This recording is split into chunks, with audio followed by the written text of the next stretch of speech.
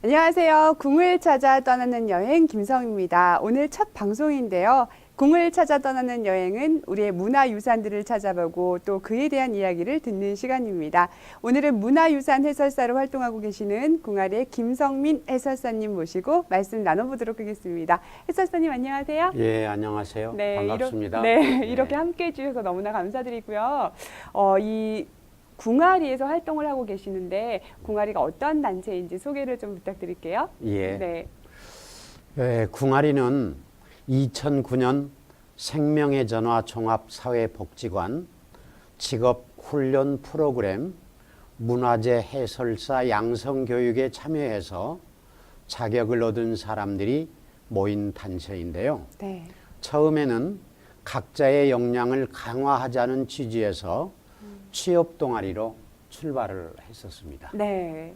그런데 모임이나 활동을 계속하다 보니까 취업보다는 문화재에 대한 공부와 답사가 굉장히 즐거웠습니다. 네. 그래서 우리가 답사를 통해서 얻은 지식들을 지역 주민들과도 나누면 좋겠다는 생각이 들어서 문화유산에 대해 알려줄 수 있는 동아리를 만들게 되었습니다. 네. 그러니까 처음에는 역량 강화로 시작하셨다가 나눔을 실천하게 되신 것인데요. 예. 무엇보다도 정말 우리의 역사와 문화를 사랑하시는 분들이 모이셨구나 하는 생각이 듭니다.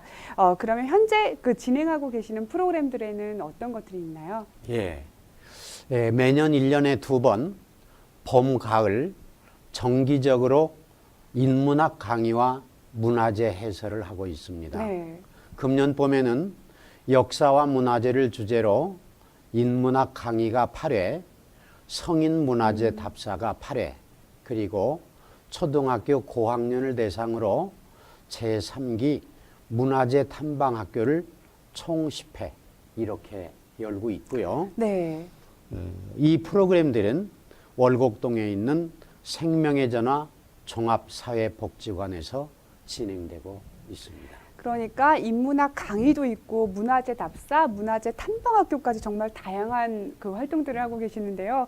혹시 우리 회원들의 연령대가 어느 정도 되시나요? 예, 대부분 50부터 60대입니다. 와, 그러니까 그 인생의 경험도 풍부하시고 또 그렇기 때문에 더더욱 역사적인 이야기를 재미있게 해주실 것 같은데요. 오늘도 정말 기대가 많이 됩니다. 예. 네, 오늘은 이 첫 여행지인데요. 어느 곳을 소개해 주실 건가요? 예. 오늘은 백제의 역사와 문화재 유산들을 소개해 드리려고 하는데요. 네. 혹시 성희 씨는 네. 우리나라에 유네스코 세계문화유산에 등록된 유적지가 얼마나 되는지 알고 계신가요? 제가 해설사님이 꼭 질문을 하실 것 같아서 조금 예. 조사를 해봤는데요. 한 12건 정도가 있더라고요. 그래서 예. 석굴암도 있고 불국사, 창덕궁, 남한선성 등이 여기에 속해 있더라고요. 예. 네. 아주 잘하십니다. 예, 특히 지난해 7월 네. 백제역사문화지구가 유네스코에 등재되면서 우리나라 세계문화유산이 총 12건이 되었습니다. 아, 백제 역사문화지구도 세계 문화유산에 등재가 됐군요. 예, 그렇죠. 네. 충남 공주와 부여 네. 그리고 전북 익산까지 하나로 묶어서 총 8개 유적지로 구성되어 있는데요. 네. 이곳이 세계문화유산에 선정된 이유는 한국과 중국, 일본의 고대 왕국이 교류했었다는 사실이 입증되었고 네. 또 독보적이고 특출한 증거가 있기 때문입니다. 그리고 이곳은 그동안 밝혀지지 않았던 백제 문화의 특성을 또한 잘 간직하고 있기 때문이기도 합니다. 네. 오늘은 이 8곳의 유적지에서 먼저 공주로 떠나보려고 합니다. 네. 이 공주하면은 삼국시대 중에서도 백제의 도읍지로 잘 알려져 있는데요. 공주에는 문화유산들도 참 많이 있죠. 예, 그렇죠. 네. 공주에는 곳곳에 문화유산들이 많이 있습니다. 네. 먼저 공산성에 대해서 소개해 드리겠습니다. 네. 백제 제22대 왕인 문주왕 1년에 한산성에서 공주의 옛 이름이기도 한 웅전으로 천도했다가 네. 제26대 성왕 16년에 부여로 천도할 때까지 5대에 걸쳐 63년간의 도읍지였던 공주를 수호하기 위해 축조한 성입니다. 네. 이 공산성을 웅진성 또는 쌍수산성이라 부르기도 했습니다. 네. 금강과 접한 공산의 그룽 주위에 흙과 돌로 계곡을 둘러싸은 포곡형 산성입니다. 네. 공산성은 총 길이가 2.6km의 고대 성곽이고 해발 110m의 능선에 위치하고 있는 자연의 요새입니다. 서쪽으로는 약 800m, 남북으로는 약 400m 정도의 장방형을 이루고 있는데요. 네. 원래는 백제시대 흙으로 만든 토성이었던 것을 조선시대에 와서 석성으로 다시 쌓은 것입니다. 네.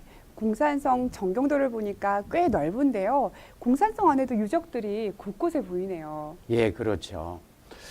그런데 넓은 편은 아닙니다. 아, 그래요? 예, 네. 그러나 성 안에는 웅진 도읍지로 추정되는 왕궁지가 있으며 네. 백제시대 연못 이계서, 조선시대 인조대왕이 1624년 발생한 이괄의 난을 피해 머물렀던 쌍수정과 네. 그리고 사적비, 서문이며 주 출입구인 금서루, 남문인 진남루, 북문인 공북루 등이 남아 있습니다. 네.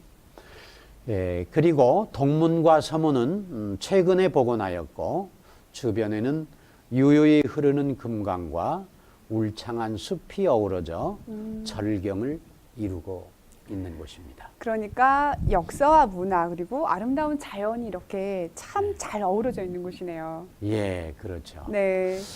가족들과 또는 부부, 연인들이 네. 금강을 바라보면서 한가롭게 산책할 수 있는 성벽길이 있고요. 네. 우거진 숲과 숲 사이로 산책로가 있습니다. 네. 또한 계룡산 차령산맥을 볼 수 있고 무엇보다 비단결 같은 금강이 발 아래에서 찰랑거리는 아주 아름다운 곳이죠. 네. 해선사님께서 정말 묘사를 너무나 잘 해주셔가지고 그 네. 느낌이 잘 전달이 되고요. 예. 그리고 우리가 아주 즐겨 먹는 떡의 유래도 이곳에서 알 수 있다고 하더라고요. 예, 그렇습니다. 한국인의 잔치에서는 빼놓을 수 없는 떡이 바로 인절미인데요. 네. 인조가 이괄의 난으로 한양에서 공주로 피난왔던 중에 네. 공산성 바로 이곳 쌍수정터에서 이 떡을 먹게 되었다고 합니다. 아, 네. 무척 맛이 좋아서 떡의 이름을 물어봤지만 아는 사람이 없었다고 해요. 네. 예. 그때 신하 중 하나가 임시성을 가진 백성이 바친 떡이라고 했다고 합니다. 그래서 임시가 바친 뛰어난 맛의 떡이라는 뜻에서 임절미라고 부르다가 네. 발음하기 쉽게 오늘날 인절미로 바뀌게 된 것이죠. 사실 이 인절미라는 이름의 유래가 임시성을 가진 사람이었다는 사실을 상상조차 할 수가 없었는데요. 예. 그래서 이 공주에는 해마다 인절미 축제도 열리나 봐요. 예, 그렇죠. 네. 예, 부여와 공주 일대에서는 해마다 백제문화제가 열리는데요. 네. 올해에는 9월 24일부터 10월 2일까지 총 9일간 열리게 됩니다. 이 행사의 프로그램 중 하나가 인절미 축제입니다. 아, 네. 2012년도에는 우리나라에서 가장 긴 인절미인 1537m 규모의 인절미를 만들기도 정말 기네요. 했는데요. 네. 예. 이런 행사들은 네. 자라나는 어린이들에게 역사 이야기를 재미있게 들려줄 수 있는 산교육의 장이라고도 할 수 있겠죠. 그렇죠. 사실 확실히 체험을 해보는 것이 교실에서 배우는 것보다 또 기억도 잘 나고 또 오랫동안 그것을 또 추억하게 되잖아요. 이 공산성을 여행하시는 분들은 인절미 드시면서 또 성을 돌아보시면 더 재밌을 것 같습니다. 그리고 공주에는 고분도 많이 있죠. 예, 그렇습니다. 네. 바로 송살리 고분인데요. 네. 능선이 굉장히 아름다운 곳입니다. 공산성에서 서쪽으로 조금 떨어진 낮은 둔덕에 고분군으로 들어가는 입구가 있는데요. 네. 동쪽에 1호에서 4호분까지 넷이 있고 서쪽에 5에서 6호분과 무령왕릉 총 7분이 있습니다. 네. 1에서 5호분은 돌방무덤이고 6호분과 무령왕릉은 벽돌 무덤입니다. 네, 벽돌 무덤 독특하네요. 네. 6호분은 네 벽에 벽화를 그려 놓아서 송살리 벽화고분이라고도 부릅니다. 사실 이 고구려 벽화는 많이 들어봤는데요. 백제 벽화 고분은 흔치 않은 것 같아요. 혹시 어떤 특징이 있나요? 예, 그 네 벽에는 청룡, 백호, 주작, 현무의 사신도와 동그랗게 표시한 해와 달, 별들이 그려져 있습니다. 네. 특히 이 벽화는 부여 능살리 고분의 것과 함께 오직 둘뿐인 백제의 벽화입니다. 오랜 세월 습기 때문에 물감이 얼룩얼룩해지고 그림이 군데군데 떨어져 나가 잘 알아볼 수는 없지만 네. 고구려 고분 벽화와 비교해서 네. 볼 때 선이 매우 부드럽고 우아해서 백제식 예술품의 특성이 잘 나타나고 있습니다. 그리고 이 6호 분이 이 벽화 때문에 송산리 고분군의 여왕 노릇을 하고 있다가 이 무덤이 발견되면서 또 사람들의 관심에서 뒷전으로 물러났다고 하더라고요. 예. 이때 발견된 이 무덤 어떤 무덤인가요? 예, 바로 네. 1971년에 발견된 무령왕릉인데요. 네. 무령왕릉은 5호분과 6호분의 뒤쪽에 있습니다. 당시 무령왕릉 발견은 네. 학계는 물론 세인들에게도 큰 관심을 갖게 한 아주 놀라운 일이었습니다. 그렇죠. 네. 6호분에 자꾸 물이 들어오는 것을 막느라고 보수 공사를 하다가 우연히 발견되었습니다. 네. 그래서 많은 다른 고분들과는 달리 독을 대거나 전혀 훼손되지 않은 처녀분으로 우리에게 고스란히 그 모습을 드러낼 수 있었습니다. 정말 다행인데요. 이 무덤의 주인공이신 무령왕, 백제제 25대 왕인데요. 내부적으로는 안정기를 다지고 또 외부 교류를 통해서도 백제의 국제적인 위치를 확고히 한 것으로 알고 있는데 실제로는 어떠셨나요? 예, 이 무령왕은 경제 안정뿐만 아니라 네. 중국 양나라, 일본과도 교류를 통해서 백제의 국제적 유산도 높였는데요. 네. 무령왕의 다음 왕인 제26대 성왕이 백제 중흥을 이룰 수 있는 기반을 다졌습니다. 그리고 무령왕은 외모도 요즘으로 따지면 아주 훈남이라고 들었는데요. 예. 네, 외모에 대한 기록이 나와 있나요? 예, 네. 나와 있습니다. 삼국사기에 따르면 무령왕은 키가 8척이나 되는 아주 훤칠하고 와. 풍모가 준수했다고 합니다. 네. 게다가 인품도 인자해서 백성들이 스스로 따랐다 하는데요. 네. 그래서 중국의 양서에서는 무령왕대에 백제가 다시 강국이 되었다라고 기록되어 있을 정도입니다. 네. 성왕대의 문물 정비는 이미 무령왕대에 준비되어 있었다고 할 수 있는데요. 네. 그 뚜렷한 증거가 바로 무령왕릉과 이곳에서 발견된 유물들입니다. 그 유물들을 보면은 확실히 증거를 알 수 있을 것 같은데요. 어떤 유물들이 발견됐었나요? 예, 네. 이 왕과 왕비의 합장릉인 무령왕릉에서 주로 금동제 유물을 비롯해 많은 유물이 출토되었습니다. 네. 발굴 도중에 임진년작이라는 글씨가 발견돼 이 무덤이 무령왕 통치 시기에 이미 준비되었음을 알 수 있습니다. 네. 금제 관장식을 비롯해서 108종 4,600여 점의 유물이 출토되었는데요. 와, 엄청나네요. 무엇보다 네. 백제의 역사와 함께 찬란하고 우수했던 백제 문화를 새롭게 인식하는 계기가 되었습니다. 네. 그렇다 보니 국보로 지정된 유물만도 총 12종목 17건에 달합니다. 와, 이 한 무덤에서 국보가 정말 많이 나온 것인데요. 예, 그렇죠. 어떤 국보들이 이곳에서 발견이 됐었나요? 예, 네. 그 유례가 없는 일인데요. 그렇죠. 예, 한번 자료 화면을 예, 보실까요? 네. 예, 유물들을 살펴보겠습니다.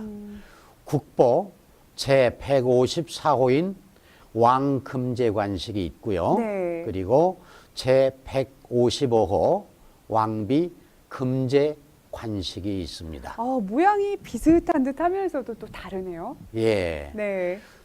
재료나 화려하다는 점에서는 비슷하지만 네. 그 모양과 형태에서는 차이가 있죠. 그렇죠. 왕의 것은 좀 역동적이고 왕비 것은 좀 단아한 편입니다. 네, 확실히 보니까 드러나네요. 예. 그 모습이. 네. 그리고 이어서 국보 제156호인 왕금제 귀고리와 제157호 왕비 금제 귀고리가 있습니다. 네. 또 금제 목걸이, 금제 뒷거지, 왕비, 금제 팔찌 등이 있고요. 네. 다 물론 국보들이죠. 네, 네. 청동 거울, 석수 진묘수, 왕지석, 네. 왕비 나무 베개, 왕나무 발받침 등이 있습니다. 조금 용어가 어렵긴 하네요. 예, 네. 이 앞에 네. 진묘술에는 말씀을 하나 설명드리면 네. 상상의 동물로서 묘의 악귀를 물리치는 동물. 묘를 이런 지키는 뜻입니다. 그런 역할을 했던 거네요. 예, 네. 어떤 그 궁궐 앞에 해태 상이 있듯이 네네. 예, 그렇습니다. 네, 이 시대가 1300년 이상이 흘렀는데요. 지금 봐도 참 아름답고 세련미도 있어요. 그리고 아까 보니까 실용적인 베개나 발 받침 등도 굉장히 섬세하고 또 디테일이 살아있는 것 같습니다. 이렇게 무령왕릉의 유물들을 사진으로 보니까 감회가 또 새롭고요. 직접 또 우리 해설사님은 보신 적 있으시죠? 물론이죠. 네. 저는 몇 번 가서 살펴보고 네. 그 사진도 찍어오고 이렇게 했습니다. 예. 그 장식성의 아름다움을 확실히 더 느끼셨을 것 같아요. 예, 그렇습니다. 네. 그 예술적 가치가 매우 뛰어난 유물들입니다. 네. 그래서 국보로 지정이 되었고요. 네. 사실 이렇게 무령왕릉이 발견되기 전까지는 백제의 예술품들의 가치를 잘 몰랐었습니다. 그렇죠. 삼국시대 중에서도 백제 유물은 그 수준이 신라나 고구려만큼은 안 된다고 생각했었는데 네. 백제 유물도 신라나 고구려 못지 않았음을 알 수가 있습니다. 네. 그렇게 그 백제가 678년의 네. 역사를 갖고 있는 것으로 알고 있는데요. 그동안 발견된 유물 유적이 그 역사만큼은 많지가 않은 것 같아요. 예, 네. 사실입니다. 네. 수도가 한성일 때는 네. 이 500년 정도 되는데 그때 유물들이 제대로 발견되지 않았습니다. 네. 네. 그때 모습들을 우리가 아직은 모르고 있는 거군요. 예, 그렇죠. 네. 그 시절 그 유적이나 유물들을 볼 수 있다면 더더욱 백제에 대해 많이 알 수 있었을 텐데 네. 이 점이 아쉽습니다. 저도 많이 아쉽네요. 정말 우리가 이 역사나 문화에 대해서 알 수 있는 것은 증거가 발견될 수 있을 때인데요. 이 백제의 문화재들을 더 많이 볼 수 있는 날을 기대하겠고요. 오늘 함께 해주신 궁아리 김성민 해설사님 감사합니다. 예, 감사합니다. 네. 네, 오늘 궁을 찾아 떠나는 여행, 유네스코 문화유산에 지난해 등재되었던 백제 역사 문화지구 중에서도 오늘은 공주로 가봤는데요. 한국과 중국, 일본 이 고대 왕국들의 교류의 현장이자 독보적이고 특출한 증거가 있는 곳들이었습니다. 오늘 여행 어떠셨나요? 1300년 이상의 시대로 거슬러 올라가 봤는데요. 마치 그 시대의 모습들이 상상이 되죠? 그리고 찬란한 문화의 꽃을 피웠던 백제의 예술품들을 보면서 그 시대 사람들의 감성과 예술성도 엿보게 됐습니다. 다음 시간에는 백제의 유적지가 남아있는 부여와 익산으로 떠나보겠습니다. 여러분 기대 많이 해주시고요. 저희는 다음 시간에 또 찾아뵙겠습니다. 감사합니다.